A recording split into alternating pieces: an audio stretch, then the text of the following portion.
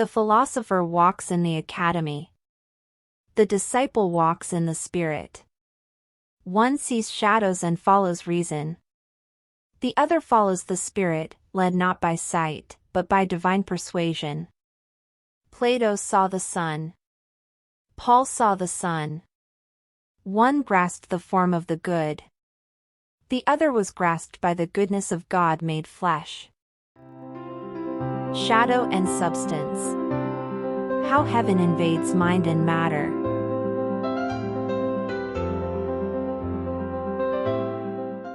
The world is shadow. Plato's philosophy in the physical realm. Plato was a philosopher from Athens from 4th century BCE whose ideas helped shape the foundation of Western thinking. Plato discovered that the world we see, the one we touch and taste and move through every day, isn't the whole story. It's just the shadow. The copy. A blurry reflection of something more real than real. He called it the theory of forms. It is also known as the theory of ideas or Platonic idealism. Plato saw the sun and thought, that must be where all this light comes from. But he wasn't just talking about daylight. He was chasing the source of all truth, all goodness, all beauty. He was reaching for the original, not the imitation.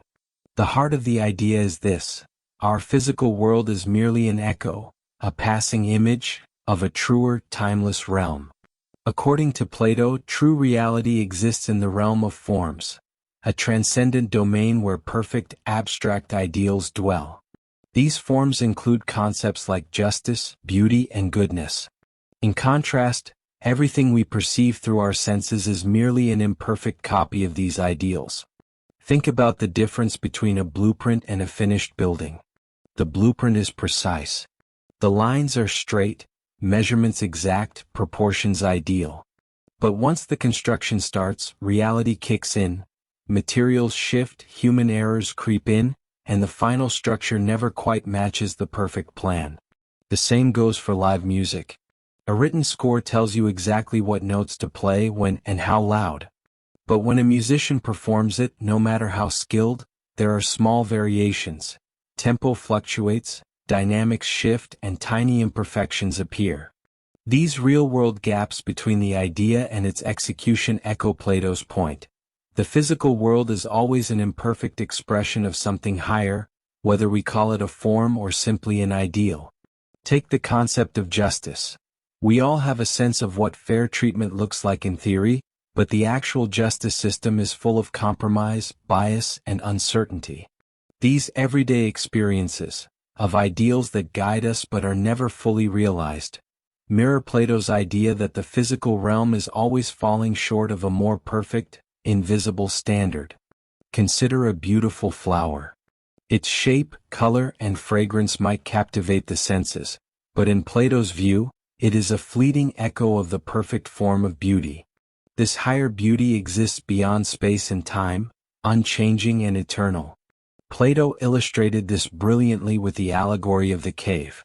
People are chained in a cave, facing a wall, only able to see shadows cast by objects behind them. They mistake these shadows for reality. Only when one prisoner escapes and ascends into the light does he discover that the shadows were mere illusions. In this vision, the sun outside the cave represents the form of the good, the source of all truth, knowledge, and intelligibility. This Platonic view resonates deeply with the idea that our material world is not ultimate. It points to a yearning, a hunch that there is more to reality than what meets the eye. From shadow to substance. Greek philosophy hit its stride during the 400 years between the Old and New Testaments, the very same period the Bible goes quiet. That gap wasn't random. While no prophets were writing, thinkers like Socrates, Plato, and Aristotle were laying the intellectual foundation of what would become Western civilization. Then, right at the peak of that cultural moment, a baby was born in a manger. Jesus came, as Scripture says, in the fullness of time. In other words, right on schedule. After the long silence, Christ arrived, bringing the very answer both the Hebrew and Greek worlds had been longing for, an answer that still speaks to the way most people think today. The divide between Eastern and Western mindsets isn't just about geography anymore. It's about how we understand reality itself. Whether someone is born in the East or West, these ancient ways of thinking still shape how we see truth, purpose, and meaning. And Jesus steps right into the heart of that divide, offering a way that unites both spirit and reason, mystery and meaning. He is the living bridge between mind and matter, heaven and earth. And even today, our minds, whether we realize it or not, still wrestle with those same categories: shadow or substance, idea or incarnation. Apostle John and Apostle Paul, who wrote much of the New Testament, were definitely familiar with Plato's ideas, as that kind of thinking was everywhere back then. It is also evident from how they responded to the prevalent idea in different parts of their writings. The logos. For Plato, the Greek word logos was the rational structure of the universe. It was the logic by which the world could be known, a principle of reason that enabled understanding. For example, Apostle John, a writer of New Testament and one of the 12 disciples, brought better clarity to the logos that Plato was addressing about. The Gospel of John opens with the word logos. In the beginning was the word logos, and the Word was with God, and the word logos was God. John 1 verse 1. It was a deliberate echo of the first book of the Bible and the Old Testament that begins with, "In the beginning, God created the heavens and the earth."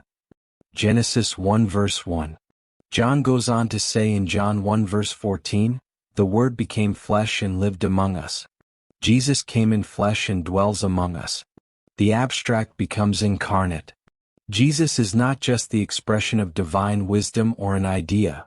He is divine wisdom embodied. He is the blueprint of the universe walking among us. This God who created everything is the Logos, bringing clarity to the philosophical ideas that Plato and his followers were already wrestling with in their day. And Jesus was the living expression of it. Logos is not a principle. It is a person. Consider the acorn. Within it lies the blueprint of a towering oak. In time and soil, the acorn becomes what it always was in potential. Jesus is heaven's acorn, the divine DNA planted in human soil. Through the incarnation, the realm of forms touches down in time. Eternity invades history. The ideal becomes reality. Jesus opened the possibility of heaven's DNA to become a reality in the earth that we live here below. He opened the veil to the reality behind the forms. He became the expression of the substance to humankind. So what does all this have to do with you and me? The whole idea of living in the shadows versus connecting with the real substance, the deeper truth, takes on a powerful twist in the New Testament. It all comes down to faith. Pistis. To get there, let's rewind to how Plato saw it. In his hierarchy of knowing, pistis, that's the Greek word for faith, was actually considered a lower form of knowledge. To him, faith was just belief based on what we see, kind of like taking a guess based on appearances, not real understanding. And honestly, a lot of people still think of faith that way today, just wishful thinking or blind trust. But the writers of the New Testament offer something radically different. Faith in the Bible isn't the same as the kind of faith we usually think of, like hoping things will work out or believing something because it sounds good. It's on a whole different level. In the New Testament, the meaning of faith is transformational. It is no longer just human belief, it becomes divine persuasion. In the Bible, pistis, or faith, isn't just belief or positive thinking. It's actually a force of heaven's persuasion, something your spirit picks up on deep inside. It's not you trying to believe harder, it's God doing the convincing. Even today you can stick with that Platonic kind of faith, just an intellectual belief based on what you see, or you can step into something far deeper. The biblical kind of faith isn't just in your head, it's alive in you, stirred by the Spirit of God. It's not just belief, it's transformation. Now faith is the substance of things hoped for, the evidence of things not seen. Hebrews 11 verse 1. This pistis isn't just belief. It's the actual substance of what's real for someone who's been born again.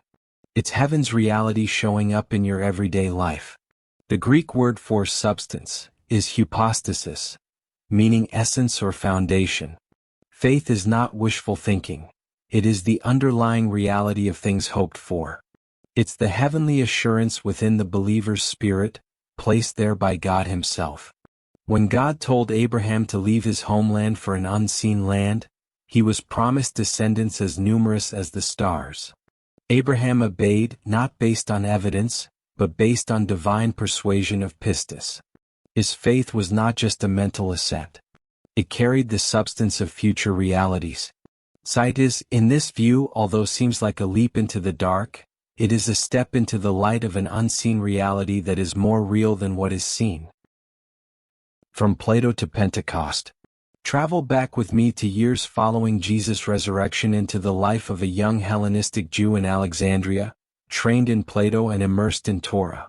His name is Saul of Tarsus. He grew up in a bustling city in the Greek-speaking world, known for its rich intellectual life. He begins to wonder, what if the ultimate form entered history? What if the good was not an idea but a person? A man deeply formed by both Jewish theology and Hellenistic reason, encounters Christ in a blinding vision on the road to Damascus. He is undone. "Who are you, Lord?" was his response to the encounter. That moment is more than intellectual assent. It is a divine ambush. He doesn't just think differently, he becomes a different person. After the encounter, he confirms the form theory of Plato, by saying that what is seen was not made out of things that are visible in Hebrews 11 verse 3. Then goes on further to clarify that it is by pistis alone can one perceive or understand that the existing universe was framed through the expression of logos of God. And without this kind of faith it is impossible to please God, Hebrews 11 verse 6. This faith is the ultimate connection to the perception of true reality. Fast forward to 20th century. C.S. Lewis, once an atheist and lover of myth, described his conversion not as a decision, but as being surprised by joy. He came to see that the myth became fact. The principle of reason or logos that he had loved in abstract had taken a concrete form in him through the person of Christ. The true form of faith took hold of him. And ever since, countless others have had their own encounters, shifting from a shadowy head-only kind of belief to a real living experience of pistis and logos. The prophets of the Old Testament foretold it. Plato glimpsed it. The New Testament disciples experienced it. You and I get to live it, right here, right now. What was abstract becomes a new reality. What was rational becomes relational. What was shadow becomes substance. Logos isn't just an idea anymore. Logos is no longer some Platonic concept, a distant bridge between perfect, eternal forms and our messy, changing world. That was a beautiful theory, sure, but still just a theory. Now Logos has stepped into the real world. Logos didn't stay locked in the realm of ideas, it put on sandals. The divine rationale became relational. The eternal logic of the universe walked the dusty roads of Galilee. God's mind took a human heartbeat. This is not just philosophical poetry. It is the incarnation of purpose itself. What Plato reached for, an intuitive grasp of the ultimate reality, is now graspable. Truth is not just known intellectually, it's known personally. The form of the good, which Plato imagined as the ultimate source of all knowledge and light, now had a face, a voice, a name. Jesus is not a shadow or copy. He is the radiance of God's glory, the exact imprint of His nature. Logos and flesh is the collision of eternity with time, the divine mind entering human history. When faith touches form. The kind of faith Jesus revealed wasn't human confidence at all. It wasn't blind optimism, emotional hype, or the kind of belief that ebbs and flows with mood swings or circumstances. This faith originates not in the human mind but in the heart of God. It's not something we produce, it's something we receive. In other words, faith isn't our idea, it's God's initiative. It's the echo of heaven in the human soul. It's when God Himself whispers truth into your spirit, and something eternal is awakened inside you. It's not just you choosing to believe, it's heaven choosing to reveal. If your faith starts with you, it will end with you. But if it starts with God, it's unstoppable. When Jesus said, "Have faith in God," Mark 11 verse 22, and here's the cool part, in the original Greek, it can also be read as "have the faith of God." In other words, don't try to drum up your own belief. Receive the persuasion that flows from the very heart of God. You see, pistis isn't merely believing in God, it's believing with God. It's the difference between standing outside a locked door hoping to get in, versus being invited to the table and eating what's already been prepared for you. And when that kind of persuasion takes root, fear has no place to grow. Anxiety has no grip. Because now your trust isn't based on circumstance, it's based on the unshakable nature of the one who spoke it. And this changes everything. You don't have to climb the philosophical ladder to grasp ultimate truth. Truth came down the ladder to meet you. The question is, have you recognized him yet? The soul awakened as the cave opened. The shadow fades. The form becomes flesh.